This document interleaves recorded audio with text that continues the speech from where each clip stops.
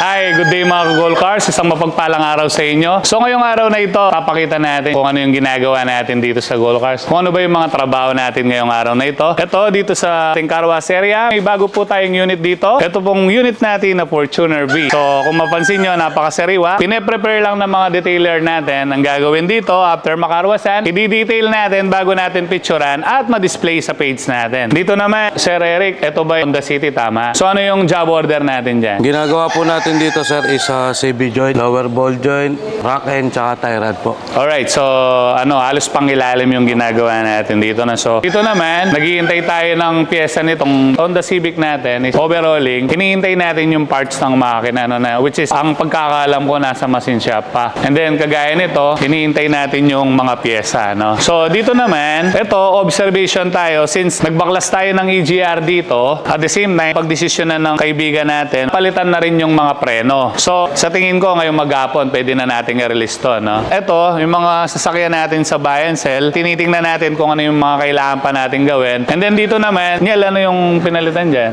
Yung timing cover po, may coating taga, sir, kaya pinalitan natin ng bago. Oh, so asa na ba yung timing cover natin? Ito, ano? Alright. So ito, kagaya na nasabi ko, tingnan nyo, nakabukas yung parts ng makina natin. So ito yung pinalitan. Bukod sa timing cover itself, may mga oil seal tayo na pinapalitan para ma-eliminate natin yung leak ng mga sasakyan nyo. No? Kagaya nyan, itong Ford Everest, ito yung job order nya. No? Ito yung mga pyesa, trabahuin na nila yan. No? So dito naman sa detailing area natin, ito, actually, tinrabaho natin dito, yung steering component din ito, tinrabaho natin. Nung dinala ng client dito, matigas yung steering niya. Sad to say, yung unit natin, nalubog daw, kaya nasira yung electronic. Ang kagandahan lang, nakakita tayo ng surplus, hindi na natin pinabili ng brand new yung client. So ngayon okay na, nilinisan natin, no? Dinetail natin yung sasakyan, which is kasama na sa pinatrabahong package ni sir. So ngayon, kung mapansin nyo, malinis na yung interior niya. Compare mo sa dating dinala dito, talagang super dumi po niyan. Even sa labas, na detail na rin. So ngayon, pine-perform natin yung anti-back, no? So yung anti-back, para ma-eliminate natin yung amoy, no? Yung bad odor ng sasakyan ni sir, no? So, marami pa tayong trabaho dito. Tara, akyat tayo sa taas. So, ito naman, kanina, diniagnose ng client. Itong mga client natin ito, galing sila ng Bataan, no?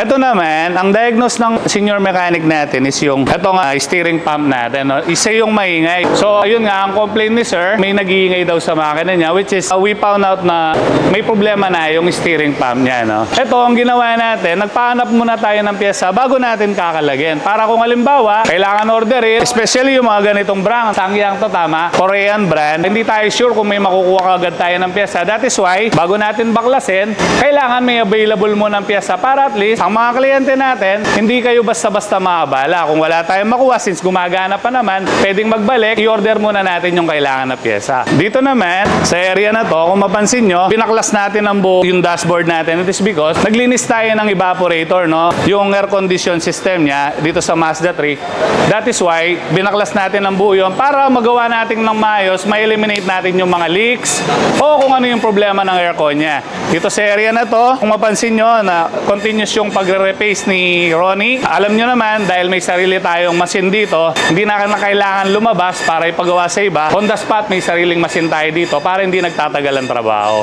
So ito naman, itong Pajero natin, ito sa kaibigan natin to, no? Mga kaibigan natin negosyante. By the way, shoutout sa Super Hardware, no? Salamat sa tiwala nyo dito sa Gold Cars. Ito naman, ang complaint ni ma'am, yung may-ari nitong Pajero na to, noise, at the same time, may mga lagutok, kaya nag-decide siya na idala dito. So, ang nakita natin, yung mga preno, mahihina na, dahil sobrang tanda na ng mga parts. That's why, nag-recommend tayo na palitan na ng bago. At the same time, nag-replace tayo ng brake rotor niya. So, marami tayong ginawa dito, hindi lang mga preno, even yung pangilalim. Bukod sa pangilalim, ang gagawin natin dito, nakita ng mga senior mechanic natin na contaminated na masyado yung radiator niya. So, ibig sabihin, marumi na. So, yan, ipe-perform later pagkatapos matrabaho yung pangilalim, no? Dito naman sa area na to, Chris, I think RAV4 yung unit natin, tama? Ano naman yung job order natin dito? Ito, sir, full PMS po siya. And then, ayan, full PMS po ang job order natin dito. Lahat naman dito, no? Kung mapansin nyo po yung trabaho natin, ang ini-aim natin yung makapagbigay kami ng tamang recommendation sa inyo kung ano yung kailangan talagang gawin sa mga sasakyan nyo. No? Dito medyo busy tayo sa araw na ito. And then dito naman, sa area naman natin ito, iniintay lang yung piyesa nito. Dito naman sa area na to, ayan, may dinadiagnose si Chip. Yung client natin, sila sir, galing pa ng Bataan na sir na. Galing kami dinalubihan Bataan. Alright, so yung mga client natin, galing pa sila ng Dinalupian Bataan para pa-check ng sasakyan. So dito sa Gold Cars, ini-aim natin na matulungan kayo no, kung paano yung tamang pag-maintain sa mga sasakyan nyo. May guide namin kayo sa mga tamang recommendation. May check natin na maayos ang sasakyan nyo nang hindi tayo basta-bastang nagpapalit ng pyesa. Ulitin ko po, welcome po kayo dito sa Gold Cars. Huwag po kayo may magtanong, may mga sira yung mga sasakyan nyo. Welcome po kayong pumunta dito para i-check natin yung sasakyan nyo. Alam nyo ba na ang pag-check ng sasakyan dito kasama yung pag-i-scan is 450 pesos. So ngayon, yung 450 pesos na yun, bali magiging libre lang siya, matatanggal yung charge niya kung ipapagawa mo within 24 hours yung mga recommendation ng mekaniko natin. For example, nakita natin sa preno mo na kailangan palitan, i-rotor resurface. So kung halimbawa, nagcha-charge tayo ng 1,350, yung 450 na i-diagnose sa'yo, pambabayad mo yon 900 na lang ang babayaran mo, no? Dahil ipinagawa mo within 24 hours. Madalit salita, yung checking na ginawa, na isiningil natin ng 450, bali binalik din natin sa kliyente natin yon, no?